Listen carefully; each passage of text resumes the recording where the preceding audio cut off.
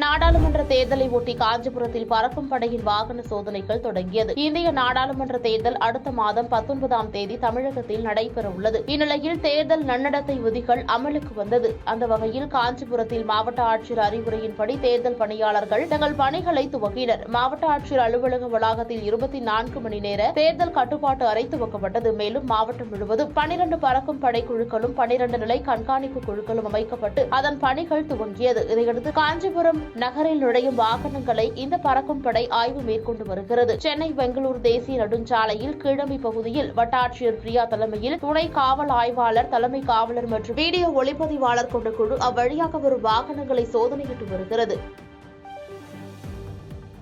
பாதகம் செய்பவரை கண்டால் நாம் பயங்கொள்ளலாகாது பாப்பா, மோதி மிதித்து விடு பாப்பா, அவர் முகத்தில் உமிழ்ந்து விடு பாப்பா. அண்மை செய்திகளை உடனுக்குடன் தெரிந்து கொள்ள இணைந்திருங்கள் இயம்நாடு.